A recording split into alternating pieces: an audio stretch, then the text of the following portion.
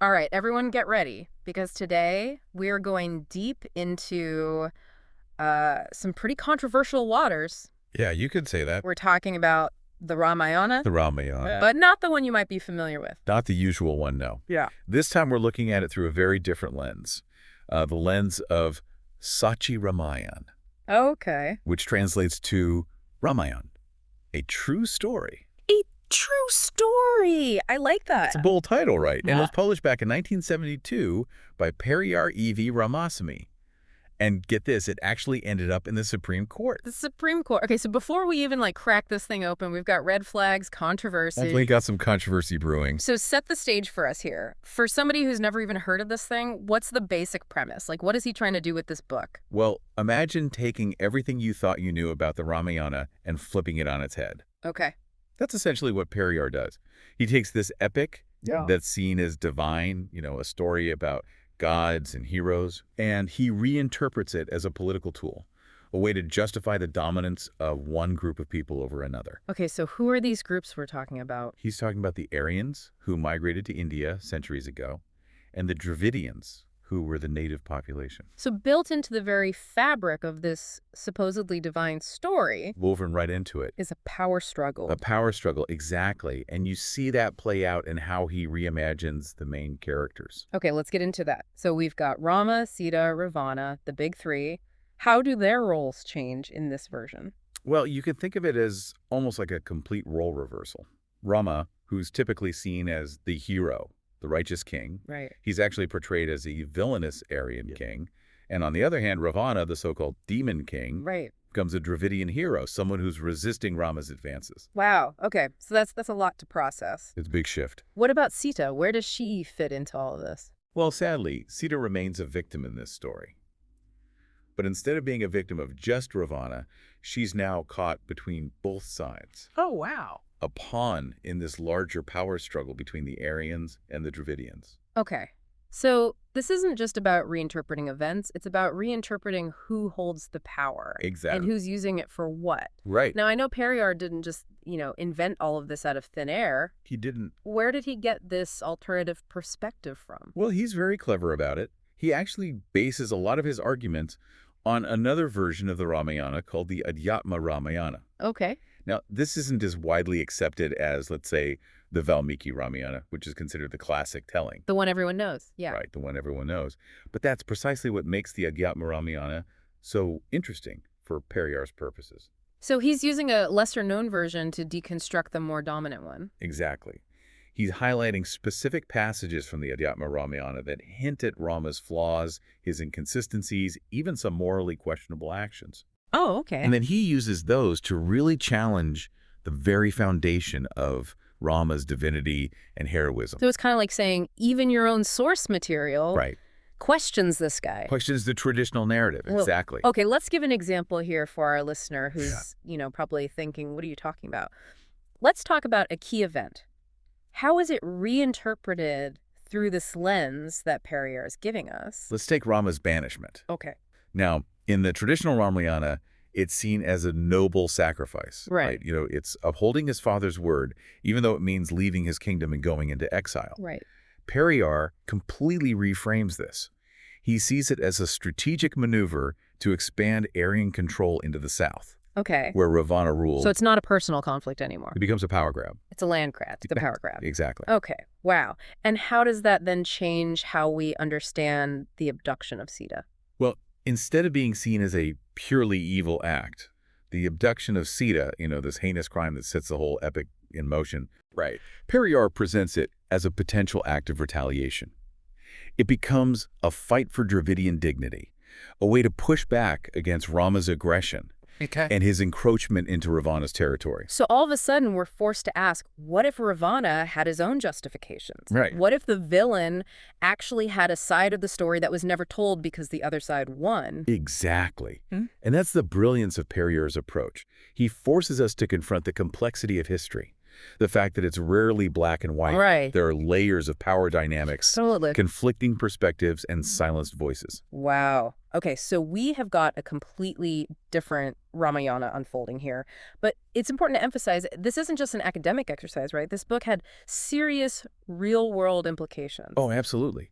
You see, Periyar wasn't just a scholar, he was a social reformer, a key figure in what's known as the Dravidian movement, Okay. which aimed to uplift the Dravidian people and challenge the caste system that, in his view, had been used to keep them at a disadvantage. So the Sacchi is like it's almost like a manifesto. It is, in a way, it's a powerful cultural argument to rally behind. Yeah. Because it's saying, look, this story that you hold sacred, that you base your social hierarchy on, it's actually a tool of oppression. So this is a direct challenge. A direct Not challenge. to the established order. Exactly. And it's a challenge to deeply ingrained beliefs about history, religion, even social structure. It's no wonder that this book caused so much controversy. It was incredibly provocative for its time. And to be honest, its impact continues to be felt today. It sparked debates, it challenged assumptions, and ultimately it forced people to confront some very uncomfortable truths about their society. Yeah. And before we dive into the aftermath, which I definitely want to get to, let's go back to the core of Periyar's argument. The deconstruction of Rama as this divine figure. Right, that was central to his whole critique. Yeah. He rejected the idea of Rama being an avatara, an incarnation of God. And he said, no, this guy was a flawed human being. And he uses specific examples to back that up. Oh, absolutely. He points to specific instances in the Ramayana, both the traditional telling and the Adhyatma Ramayana, to show that Rama wasn't this perfect, all-knowing, all-powerful being. And what are some of those key instances that he uses? Well, one of the most striking examples is the killing of Bali. In the traditional telling, this is seen as a heroic act, Rama helping Sugriva, his ally, to defeat his evil brother. Right, right. But Periyar looks at it and says, wait a minute, the way Rama does this, using deceit, killing Bali from hiding, that's not heroic, that's cowardly and unjust. And so it's not just about Rama being flawed, it's about him acting in ways that contradict the very ideals that he's supposed to represent. Right, and it raises all sorts of questions about the ethics of power Right. and what it means to be a true leader. Okay, so that's Bali. What are some other examples? Well, another one that really gets people talking is the Agni Pariksha, the trial by fire that Sita has to go through to prove her purity. Right. In the traditional telling, it's seen as this ultimate act of devotion, Sita's unwavering faith in Rama. But Periyar sees it as the ultimate disrespect. Okay. He's saying, what kind of God demands that kind of proof from his wife? After everything she's been through. Exactly. After she's been kidnapped, held captive, and then rescued, she still has to prove herself. Like he doesn't trust her at all. And this reinterpretation, how does it affect Sita's character? Because she's often seen as this kind of ideal of wifely devotion. Well, in Sacchi Ramayan, she becomes a much more complex and, dare I say, relatable figure. Okay. Instead of just patiently enduring these trials, she ultimately rejects Rama. She does. She does. She refuses to return to a husband who doubted her, who put her through that kind of ordeal. Wow. So she goes from the ideal of wifely devotion to a woman who chooses self-respect. And agency Yeah. over a toxic relationship. Powerful stuff. It's a powerful statement. And I think that's one of the things that really resonated with people, especially women, who saw in Sita's story a reflection of their own struggles. Right. And their own desire for autonomy and respect. So we've got Rama's actions being questioned, Sita taking charge of her destiny, and this whole new perspective on the power dynamics between the Aryans and the Dravidians. And we haven't even gotten to the Supreme Court case yet. Right. The elephant in the room. Let's talk about that. So this book is published. I mean, what was the reaction? How did people respond to this? Well, as you can imagine, it was met with fierce opposition. Some people felt that it was intentionally inflammatory, that it was promoting enmity between different groups, that it was distorting a sacred text. Yeah. I mean, it's a pretty bold statement. It's a bold statement, and it challenges a lot of deeply held beliefs. So this ultimately leads to a landmark Supreme Court case, right? Exactly. It became a legal battle over freedom of speech, with the government trying to ban the book. And what was the court's decision? I'm on the edge of my seat. They actually upheld the right to publish the book. They did. They did. The court recognized that even if a book is controversial, even if it potentially offends some people, suppressing it goes against the fundamental right to free speech. So a win for freedom of expression. A win for freedom of expression, even if the ideas being expressed are challenging. Even unsettling to some people. Even unsettling. And it's a key point to remember, I think. Periyar's work, regardless of whether you agree with his interpretations, it forced people to confront difficult conversations about their history and their society. It pushed the boundaries of what was considered acceptable discourse. Okay, I want to pick up on something you said earlier. Sure. You mentioned that Periyar used the Adhyatma Ramayana to support his arguments. I did. And what's fascinating is that there are other versions of the Ramayana out there, each with its own unique spin on the story. There are many Ramayanas, each telling the story in its own way. Right, and some of them present some pretty wild interpretations. Like, I've even heard that some suggest the story might not have originated in India at all. Yeah, that's a whole other rabbit hole. Wait, what? That's a huge twist. Hold on a second. What evidence is there to support that? This sounds like a conspiracy theory. Well, maybe not a conspiracy theory, but definitely an alternate theory. Some scholars point to linguistic similarities between certain words in the Ramayana and languages spoken in Southeast Asia, even Africa. Okay. And there are also some intriguing cultural parallels, traditions, and rituals that resemble those found in other parts of the world. So this epic that we think of as like quintessentially Indian, The heart of Indian culture. right, might have traveled here from somewhere else entirely. And been adapted, reinterpreted over centuries, absorbing local beliefs and customs along the way. Okay, so we're talking about the Ramayana, the story itself, almost becoming a character in this larger narrative. Right, constantly evolving, changing depending on who's telling it, when they're telling it, where they're telling it. And that kind of brings us to the heart of this deep dive, right? We're not just talking about a single book or a single interpretation. We're talking about the power of stories to shape our understanding of history, culture, even ourselves. Absolutely. Stories have this incredible power to transport us, to make us question, to make us rethink everything we thought we knew. So where do we go from here? How do we reconcile these conflicting perspectives on a story that's so deeply ingrained in our collective consciousness? Well, I think the first step is to acknowledge that there is no single right answer. Okay. You have the traditional telling, Periyar's radical reinterpretation, and then these alternate origin theories. Right. It's almost like looking through a kaleidoscope. Each turn reveals a different pattern. But it's all made of the same pieces. Exactly. And that's the beauty of it, when you say. The Ramayana, like any great story, is a reflection of the people who tell it, the ties they live in, the questions they're grappling with. So how do we even begin to make sense of it all, especially for someone just dipping their toes into these complex debates? I think the key is to approach it with an open mind Okay. and a healthy dose of curiosity. Don't be afraid to question, to explore, and to allow yourself to be challenged by different perspectives. It's almost like we're being asked to become detectives ourselves, In a way, yes. to examine the evidence, weigh the different interpretations, and come to our own conclusions. And in doing so, we not only learn about the Ramayana, but we learn about ourselves, about how we interpret the world, how those interpretations shape our values, our beliefs. So what does all of this mean for our listener? What's the takeaway here from this deep dive into the Sacchi Ramayan and, all the layers we've uncovered? Well, I think it comes down to this. The Ramayana, whether you see it as a divine epic, a tool for social commentary, or a story with roots that stretch across continents, continues to hold a powerful grip on our imaginations. And maybe that's the point. Maybe it's not about finding the true story, Right. but about understanding the power of storytelling itself. The Ramayana has been retold and reinterpreted for centuries, each generation finding new meaning and relevance in its timeless themes. And that's something worth celebrating. Absolutely. So as we wrap up this deep dive, I want to invite you, our listener, to continue the exploration. Yes, keep digging. Read different versions of the Ramayana, delve into the historical context, engage with the debates. Because ultimately, the most important journey isn't about reaching a destination. Right. It's about the questions we ask along the way. And who knows, maybe you'll discover your own unique perspective on this epic tale. You might write your own Ramayana. Adding your voice to this chorus of interpretations that have resonated across time and cultures. Until next time. Keep diving deep. Keep diving deep. Yeah, so the killing of Bali, in the traditional version, it's a heroic act, Rama helping Sugriva defeat his evil brother. Right.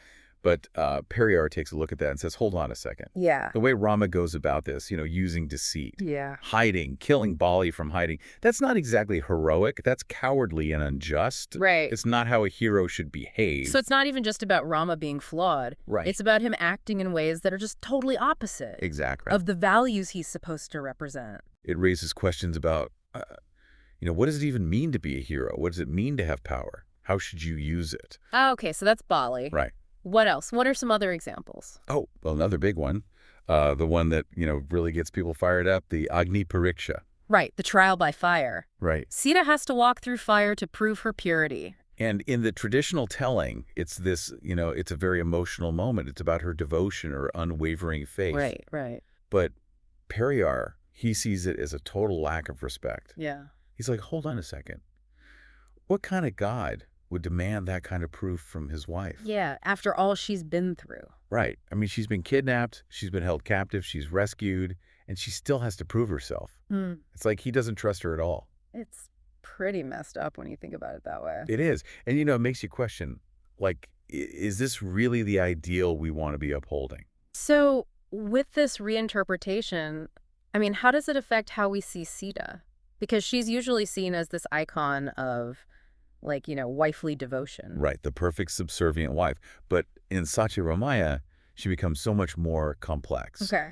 I mean, she's still the victim, Right. but she also has agency. Right. She makes choices. And ultimately, she rejects Rama. She rejects him. She does. She says, you know what? I've had enough. I'm not going back to a husband who doesn't trust me, who puts me through this. Wow. She goes from this ideal of wifely devotion to a woman who chooses her own self-respect Her dignity, her freedom. over this, I mean, arguably toxic relationship. Yeah, it's a powerful statement. And, I think that's one of the things that really resonated with people, especially women, who saw in Sita's story, a reflection of their own struggles for equality, for autonomy. Sure, sure. So we've got Rama's actions being questioned. We've got Sita taking charge of her destiny. And we've got this whole new perspective on the power dynamics between the Aryans and the Dravidians.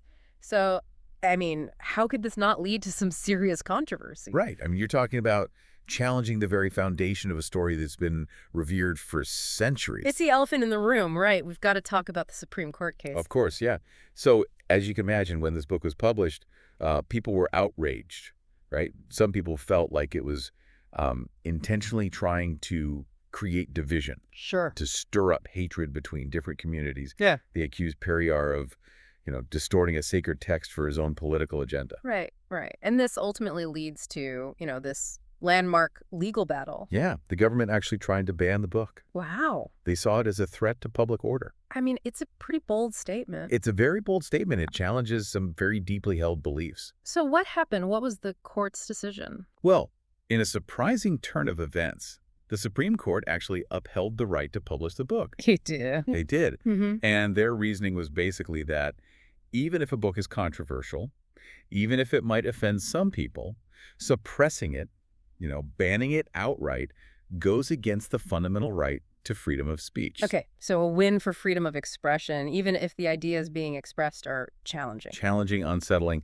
even offensive to some. Yeah, even offensive to some. And I think it's a key point to remember, right? Like, regardless of whether you agree with Periyar's interpretations. Right.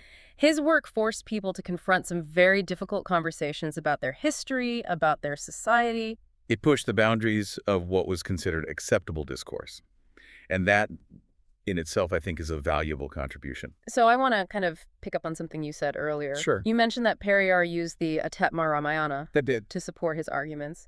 And what's fascinating is that there are other versions of the Ramayana out there, Oh, there are many, many Ramayanas. each with its own unique spin on the story. Yeah, the Ramayana is not a monolithic text. It's a living tradition that's been reinterpreted and retold countless times over the centuries. And some of them, I mean, they present some really wild interpretations. Oh, yeah, some of them get pretty out there.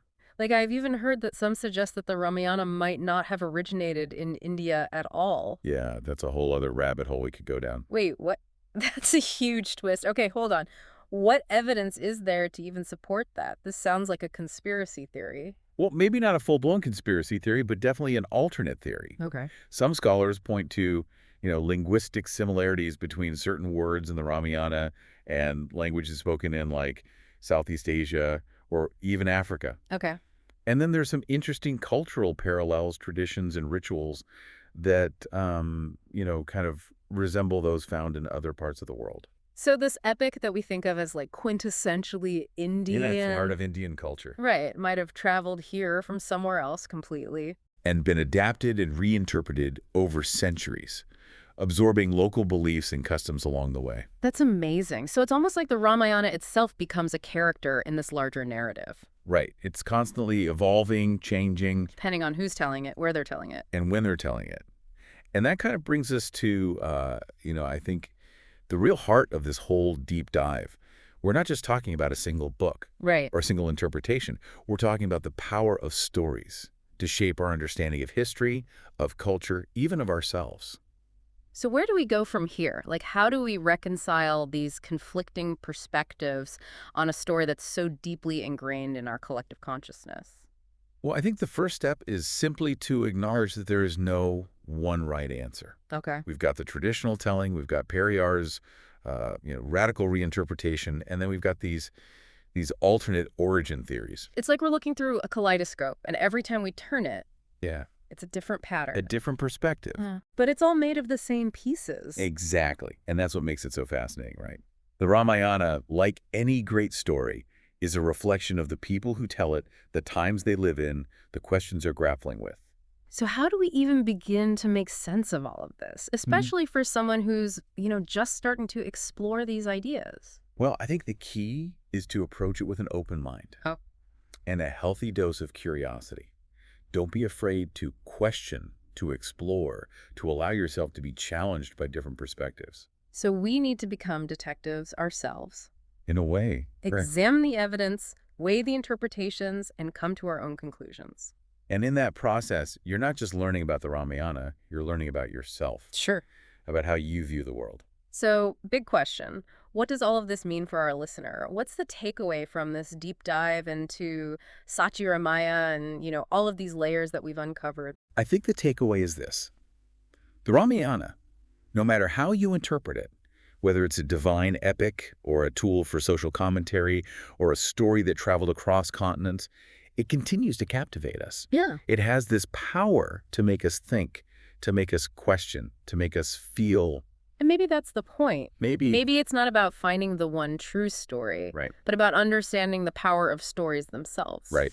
The Ramayana has been retold and reinterpreted for centuries. Yeah. And each generation finds new meaning and relevance in these, timeless themes. And I think that's something to celebrate. Absolutely. So as we wrap up this deep dive, I want to encourage you, our listener, to keep exploring. Yeah, keep digging. Read different versions of the Ramayana, look into the historical context, engage with all these different interpretations. Because the real journey, the most important journey, Right. isn't about finding the destination. Yeah. It's about all the questions we ask along the way. And who knows, you might discover your own unique perspective on this epic tale. You might even write your own Ramayana. Adding your voice to this chorus of interpretations that have resonated across time and cultures. So until next time, Keep diving deep. keep diving deep. I think the first step is just admitting that there isn't one right answer. Yeah. We've got the traditional one, we've got Periyar's Right. way of looking at it, and then all these other theories about where it even came from. Right. It's almost like, those kaleidoscopes? Yeah. Every time you turn it, you get a new pattern. Different pattern, but the same pieces. Yeah, exactly. I think that's what's so cool about it. Yeah. I mean, the Ramayana's, like any really great story, Right. it reflects the people who are telling it. The time they live in, the questions they're thinking about. Yeah. Exactly. So, I mean, how do we even start to make sense of all this? Mm. Especially for someone who's, just starting to learn about it. Right. I think the most important thing is to be open-minded. Okay. Be curious. Don't be afraid to ask questions, to look at things from different angles. Allow yourself to be challenged. So we need to be detectives, Yeah, kind of. looking at all the clues, weighing all the different sides, and then coming up with our own conclusions. And I think in that process, you're not just learning about the Ramayana. Right. You're learning about yourself, too. Right. About how you see the world, what you value. So for our listener, what's the takeaway from all of this? From our deep dive into, Sacchi Ramaya and all these different perspectives. I think at the end of the day, no matter what you believe about it, Right. whether you see it as divine or a way to make social commentary, or even, a story that came from somewhere else entirely, the Ramayana still has this hold on us. It really does. It makes us think. It makes us feel. And maybe that's the point. Maybe it's not about finding the one right answer, but about seeing how powerful stories can be. The Ramayana has been told and retold for centuries. I mean, think about it. Each generation finds something new in it. Yeah. something that speaks to them. Yeah. And I think that's pretty amazing. I agree. So, as we wrap up here, Yeah. I want to encourage all of you listening to keep digging. Keep exploring. Read different versions of the Ramayana, learn about the history, really dive into all the different interpretations. A real journey is Yeah, about the questions, not the answers. Yeah. And who knows, you might even find your own unique perspective on this incredible story. You might even write your own Ramayana. Adding your voice to all the others who've been captivated by it for centuries. So until next time, Keep diving deep. keep diving deep.